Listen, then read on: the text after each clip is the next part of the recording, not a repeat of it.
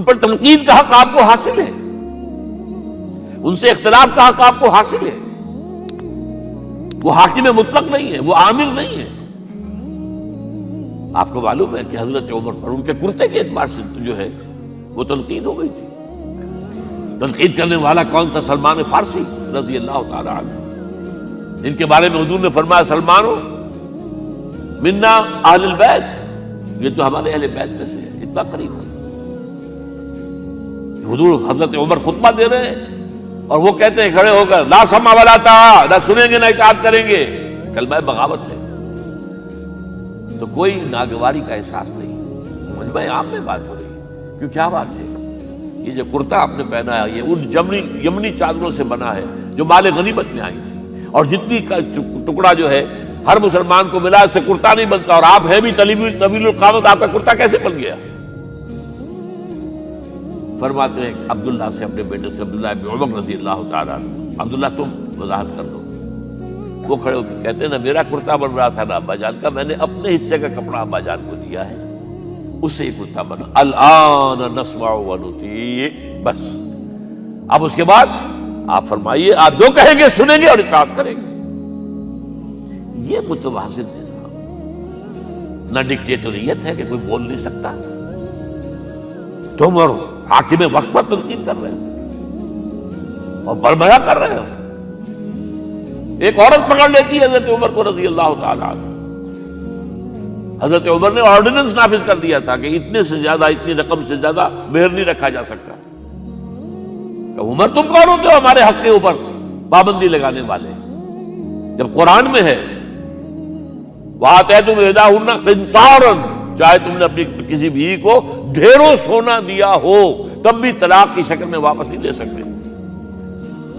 قنطار کہہ رہا ہے، آپ کون ہیں روکنے والے؟ اور حضرت عمر فرماتے ہیں آج ایک عورت نے عمر کو دین سکھایا، آرڈیننس واپس. اسی طریقے کا معاملہ حضرت عمر کا یہ اجتہاد تھا کہ یہ جو زمینیں اتنی بڑی بڑی جو ہے، سواد، عراق، ایران، مصر، سب فتح ہو گئے، چند ہزار صحابہ. اب مطالبہ یہ تھا کہ یہ مال غنیمت ہے، ہمارے اندر تقسیم کر دیجیے.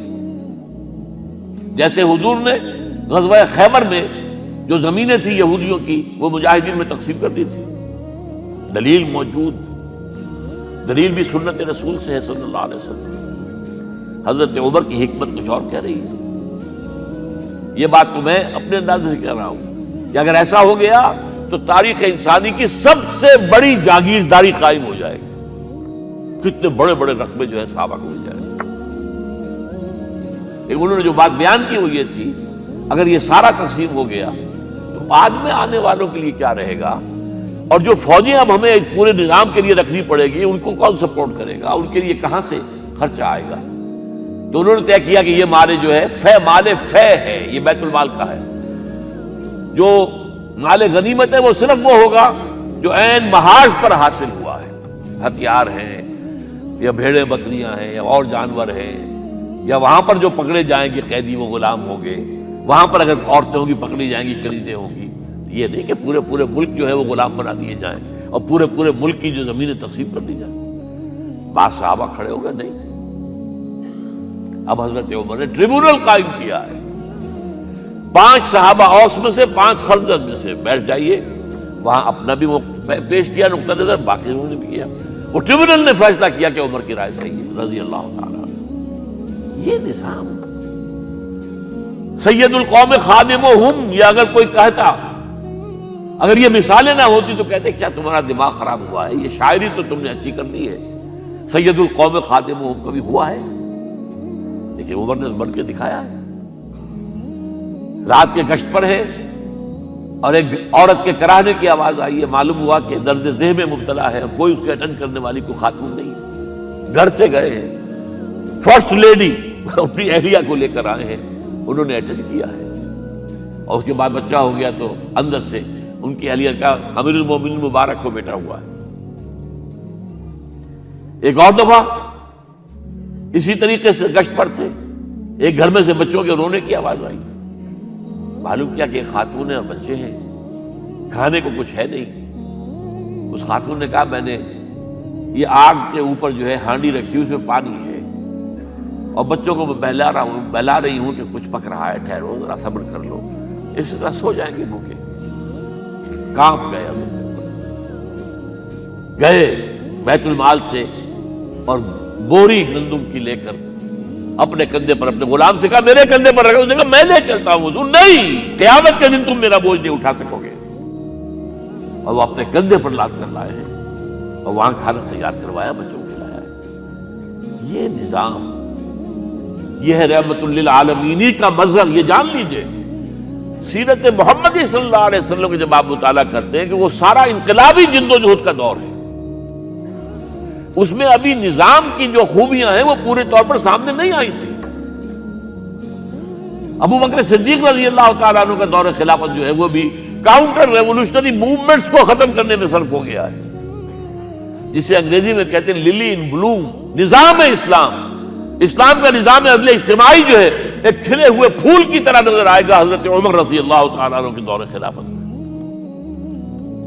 مساوات کا اندازہ آپ کر سکتے کوئی؟ خلیفہ وقت سفر کر رہا ہے بیت المقدس کا،